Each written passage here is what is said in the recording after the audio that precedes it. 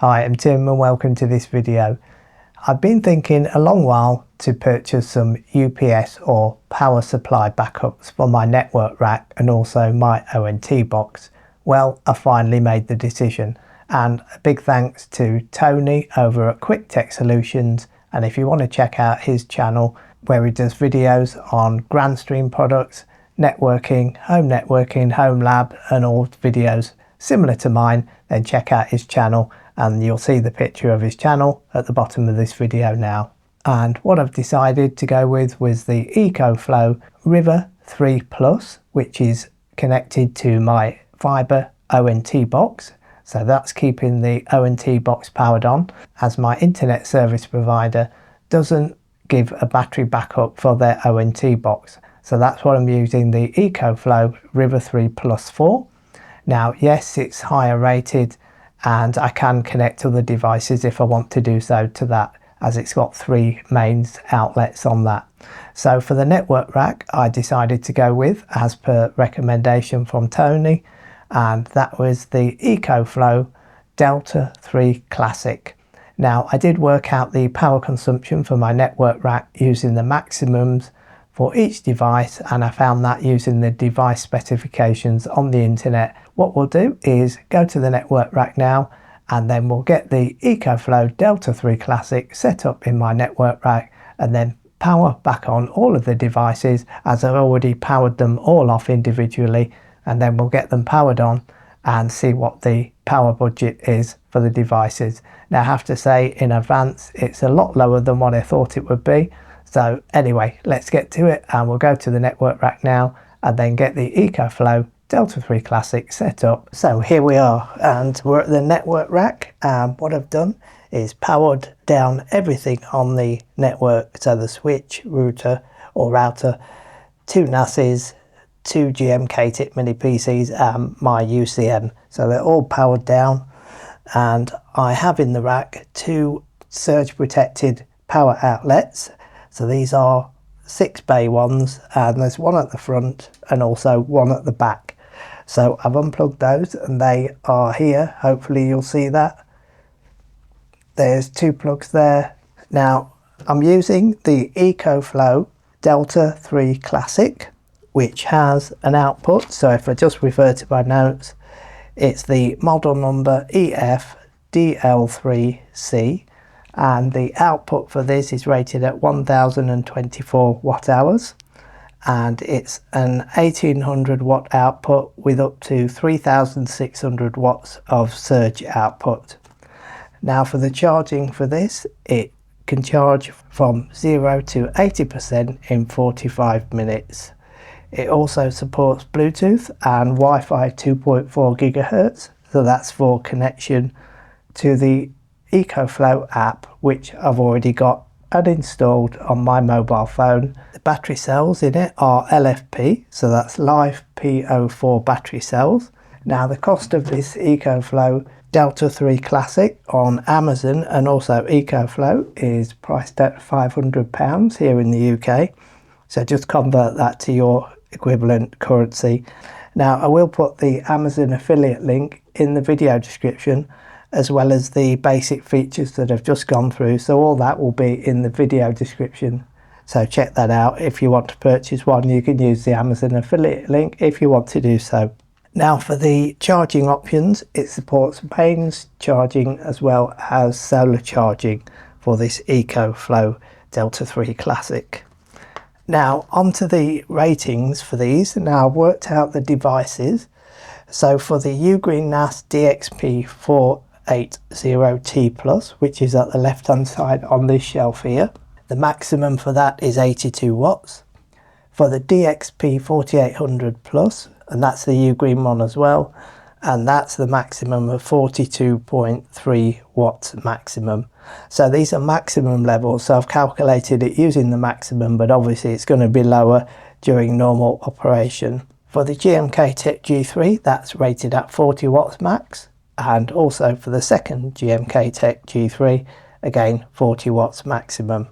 For my grandstream UCM 6300A, that's rated at 20 watts, For the GCC 6020, and that's again grandstream, and that's the all-in-one convergence device here, and that's rated at 150 watts, but that's with a maximum PoE load. Now I'm not using any PoE ports, so without the maximum PoE load, it's the standard power for this device is 30 watts maximum.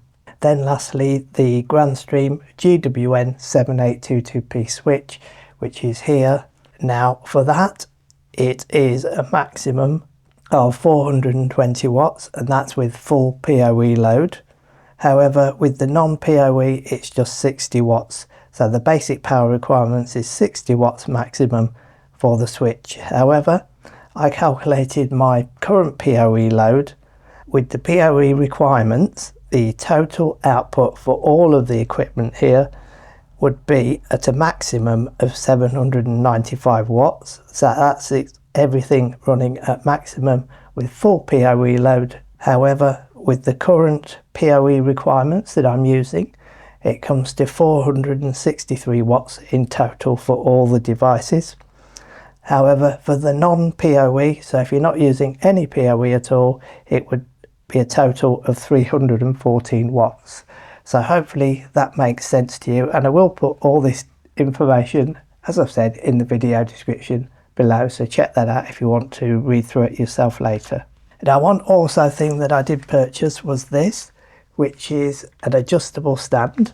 So it's on casters, as you can see, and it's got release levers on each side of the bars. So there's a bar at both left side and right side and bottom and top. Now this was purchased from Amazon, as I already have one of these anyway, which I use for my tower PC. So I stand my tower PC on top of it, but I decided to get one for this EcoFlow Delta Classic. Now also I'll put the link in the video description for these, and these are on Amazon, and here in the UK currently priced at around £10 sterling. So that equates to around, I think, about 13 US dollars. So what I'm going to do is stand the EcoFlow on the stand here,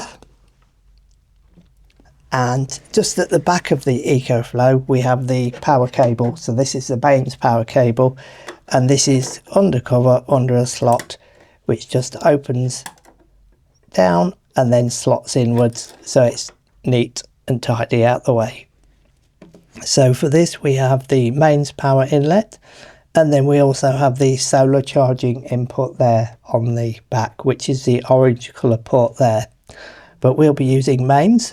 Now just above this here under the handle is a ventilation grill at the back, and then at the front we have another ventilation grill, but this is actually a fan in there.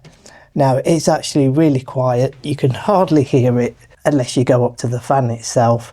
Close up, then you could actually just hear it, so it is actually really quiet in operation. So at the front we have the display, we have the power button, we have the power on and off button there, that's for the AC output outlets, and we also have a USB-C 100 watt USB-C output to charge phones, tablets and so on. And then we also have a USB-C 30 watt output and a USB-A, which is rated at 18 watts for the output. So this one has two mains outlets here, and they're both at the front. Now it would have been probably better if they were at the back, but so be it, it doesn't really matter to me. Then lastly on the display, which we've got the plastic peel off, so we just peel off that film, and this reveals the status display where we have such things as battery level, but it will show you the levels once we get it connected to the devices, and it will show the status of how much is being used by my network rack. So let's get this plugged into the mains and slotted down the side of the network rack here. So that will do. So what we'll do is power on the EcoFlow into the wall outlet. It's now powering on, as you can hopefully see here, and it's saying it's got 66 hours at 100%, so it's fully charged. So I did actually fully charge it before I did actually use it, so it was just stood on its own fully charging before full use. So what we'll do now is connect the back power distribution outlet, so the surge protected outlet for the back of the unit. We'll connect that first,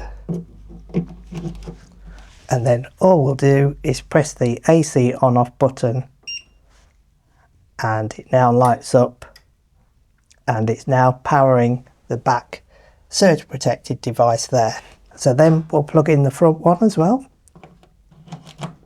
and yes, we've got lights on that, and we've also got lights on the two GMK Tech power supplies there at the front. So they're both powered on. So what we'll do first is power on the GCC 6020 router, whichever you like to refer to them as, and you'll see we've got status lights. So that's just powering on the GCC. So we've got the system light green, power light green. So we'll just wait for the light to turn green and blue. So the system light should turn blue. And here we go, we've got a blue system light. The port is flashing, so it's connecting to the internet now. So with that, we'll put the switch, and that should boost the power level up. Now, as I've said, this is a GWN, so it's a grandstream GWN 7822P switch. Now you can probably hear the fans just whirring up as it powers on. Now these fans do go silent in normal operation, even with the general power load that I've got for the PoE. So we've got a flashing red system light. However, before we do any further, what we'll do before we switch on any other devices is I'll get my mobile phone and we'll update the firmware on the unit. So I'd recommend updating the firmware, connect the device to the app via Bluetooth, and then once you've done that, you can then continue to power on most of your devices. So the EcoFlow app is on my phone here. So then we'll click the plus button, add device, and then what we'll do is turn on Bluetooth as well, because you'll need Bluetooth on. Turn on, and it's found the Delta 3 Classic. So it's saying one device found, add to system, so we'll click on it. Now it's asking for to set up and add the device to Wi-Fi, so we'll just click set up later, and then add it to my home, click done, and then we've got the EcoFlow Delta 3 Classic on the phone here, and that's it, it's connected to Wi-Fi. So we'll go in to the settings, check for firmware, and the version is up to date, so it's already up to date on the firmware. So now we can continue powering on. So we'll power on the ugreen NAS DXP 480T Plus. So that's the, by the way, the 4-bay NVMe only NAS. So what we'll do now is power on the ugreen DXP 4800 Plus. Now you can probably hear the fans spin up on the DXP 4800 Plus now.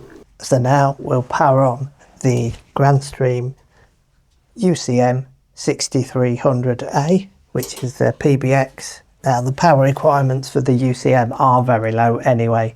So now we'll power on my Home Assistant. So this is the GMK Tech mini PC, and it's a model G3. So it's the GMK Tech G3, and this is running standalone Home Assistant. So it's not in a Docker container or a virtual machine.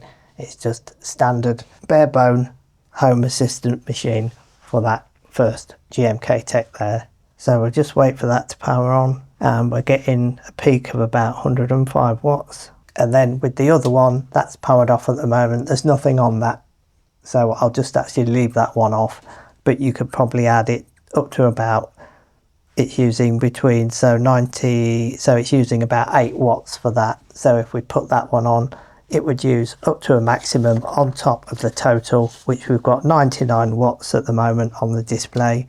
So it would use up to an extra 40 watts. So I would say with just the standard load and not the maximum, if we add on about another 10 watts, which this one is using 9 watts, so if we add on about 10 or 12 watts, we're just coming to about 115 watts in total at the moment for the network, which is good, and it's lower than what I thought it would be.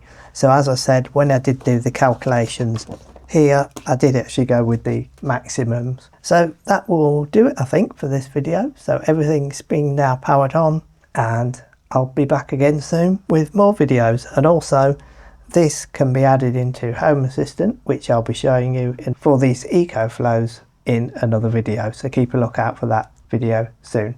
So thanks for watching, take care, and I'll be back again soon with more videos. Bye for now.